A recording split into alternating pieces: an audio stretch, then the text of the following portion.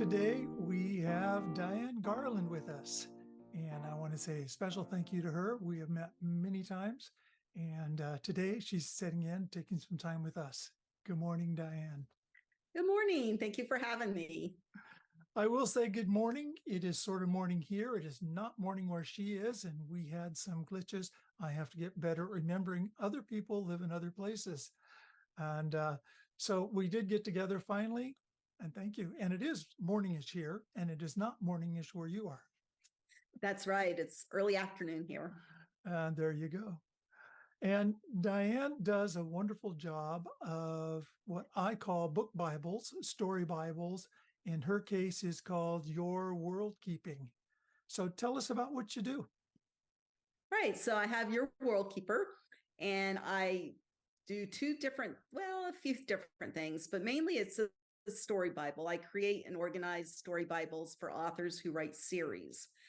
So if you write more than one book in a series and you have your characters go from book to book to book, then this is a very useful tool. I also work with continuity, so you make sure that your book is consistent inside the book and from book to book to book. And I do some proofreading also. We have already spoken your name several times in Author in the Headlights because it turns out it is very important, and everybody keeps saying that. I am just as bad at this as anybody else, saying, oh, I'm going to get to it. I'm going to get to it, because I do have a series, obviously, The Adventures of Ronan Stone, as well as Chance Encounters, which is out there being worked on right now. And it is indeed difficult to remember what happens from one time to another, even through the book, for goodness sakes. I have enough problems remembering people's names or who they're married to or what they look like. So the need for having a story Bible and connectivity, my wife keeps telling me, are you going to do that? There is no excuse. You need to have this done. So far, I've managed to do it myself. I started early. I started building my own tables of coverage, but you do forget, and it is hard to go back and catch those things and catch everything that somebody else with a second set of eyes would catch and take care of it that way. It is something that you can do yourself, but you were very smart starting it from the very beginning. Typically, I will get an author reach out to me when they're on book 4 or 5 or 6 or 7, or my last one, he had just written book 12. And he goes, I can't do it anymore. And then I have to start from book 1 and work all the way through till I catch up with them. So yes, it is much easier to do it as you go. That is true. That is true. That is true. So how do you go about it? I know how I do. I build this table and try to put everything into it by different categories. But how do you do it? What is it that the customer author will actually get from you? So the first thing I do is I read the book and I pick out all of the facts and details of the story.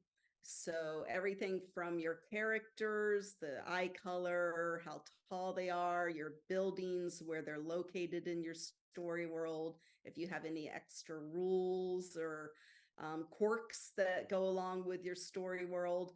And then and that would be part of the true world building, because not everybody is Earth-based or how we are here. And so those other rules or laws of physics could even will necessarily be watched and cared for throughout the series.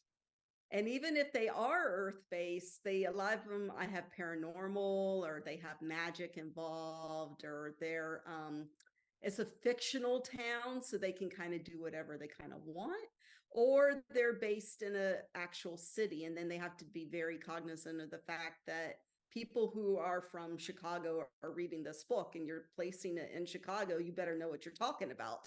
So that type of thing also. Yeah. We've talked about with historical fiction that people will let you know if you're wrong. Or if you get so you better get it right, and you better remember as you go. And also in this case, if you say something in book 1 and you change it in book 3, they will let you know. Yes. Yes. Everything from your character name or how you spell a name or how you even spell a word. So if you have a farmer character who goes out and they're hunting or they're using an axe and you spell it AX, but later you spell it AXE, that gets picked up as an inconsistency. Um, you can do the whole magic thing is a biggie. You maybe you forgot that you said that, people don't get their magic until they're 12, and all at once you have a baby who's born with magic, and it's like, how did that happen? Can So happen, but you have to very careful explain it. not to ruin your own Mhm. rules. It's true. So it's a mystery. It takes work. It takes enough work to write, let alone to correct things as you're going, and to have something you can look at and say, well, that's what it is. It makes it so much easier. I myself have changed the spelling of names throughout, and I had to go back and correct that because it was caught, somebody else caught it and let me know. And it was like, oh my gosh, I forgot about that. I did. I changed that. So having that up front where you can actually see it is important. I could see that Not very only the much. spelling of the names, but where your buildings are located is another thing that happens a lot. Maybe you are in a cafe on Main Street and you have the library right next door, but then, you don't visit the library very often. So in book 5, the library is, another building, but they leave the cafe and they have to drive 10 minutes to reach the library. Obviously. So how did you get into this unique portion of the writing industry? So I started as a reader, and I had an author friend who was we talked quite often, and she made the comment of, oh, I really wish I had time. And I'm like, let me try that. So I started with her, and I started with her books, and we did a lot of, does this work? Does this not work? What exactly do you need? What don't you need? And basically, authors need everything. So I came up with a system in order to organize everything, basically, and worked with her for a little bit. And then she gave my name to another author friend, and then I started with them, and then another author friend. And I'm like, all right, it's maybe time to just go ahead and create a business with Just this. go ahead and do it. So And your business is called Your WorldKeeper. your world Um, keeper. yes. And I do have your information card. And just for everybody else's knowledge, your contact will be in Durham and Publishing's authors resources page, so they can look for you there and direct link directly to you. That's a handy thing to know. And because sometimes people don't know how to find you, so Right. that's important. Now, we met as a conference, obviously. Do you do a lot of them? Do you get around town, around the world? I do 1 to 2 a year. I usually do the one that I met you at. Is I that where like you, conferences that I have authors already at, Mhm. so I You can have meet connection there? Yeah, connections and all. Yeah. yeah. Well, that's super. I hope you can gain some more connections from what we have going here at Author in the Headlights, and we'll get this data out. And I personally, and now that I've said it out here to the world, see, I'm going to have to, huh? Because I'm going book 3, and then there is more to the set beyond that. So it's important. Well, it's a really nice, convenient way to save authors time. You It don't have is. to think, oh, I talked about, a particular character in book 3, I think. And I need that, I need that profession. And I'm now in book 6. So then you have to go and you open up the book and you reread and you try to find that character. What did you say about him? What name and everything else about it. So it's nice to already have it listed and you can just go straight to it. Yeah, And it's that very handy if you cross over series also. So your characters show up in a different series. You've already got all of the info that people know from that. that is important. In fact, that is where we're going with my series, in that we've got a trilogy here, and then we're going to break off into another set, but they're still going to be interconnected. And the further you go, and the more divergent you get, it is more confusing, obviously. So to be able to keep track of that is even more important. And if you're So writing two of them at the same time, they're gonna interconnect like this. yes, You have to keep that timeline set too, so that you don't screw it up, because that does happen sometimes too. that too. All kinds of good reasons. Having a Now, story Bible will give you more time to write. Even that if is you true. keep it yourself, you may have to spend a few hours doing it, but then when you're actually writing that next book, everything's there and you don't have to keep stopping to Well, that's an track. important factor because I was doing it myself and I was finding I was taking so much time from my writing.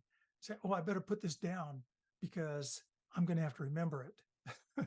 That I would end up breaking off, going back in, finding all the pieces and parts, putting in place, then go back and forth as I'm writing.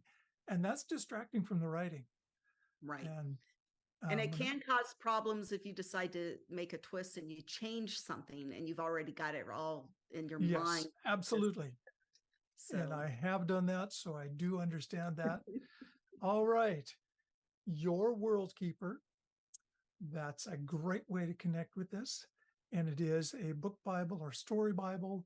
It is for authors writing series in particular, so that you keep track of the data that you have, the people you have, the places you have, the time frame you have, and an important factor in keeping everything straight in your writing. It's been fun. I always have fun doing these. And Diane, we haven't talked to you for months and months now. And other than being confused on the time frame, we're doing okay. I have mentioned your name already several of times in our talks with other people because it is so stinking important. And it really is. Diane, thank you for juggling up your time today and making sure this all works. I appreciate your time very much. Thank you for joining well, us thank you today. for having me. It was fun to reach out and to reconnect. And will I see you again in the spring? Yep, I'm going to be there. You bet. I will be there also. So that'll All be fun. right. Then I'll see you this spring. And until then, this is Strider signing off here at Author in the Headlights, sponsored by DurhamandPublishing.com. And you can check out Your World Keeping with Diane Garland online there. And until I see you next, thank you for being with us, Diane. Well, thank you. Sponsored by Durham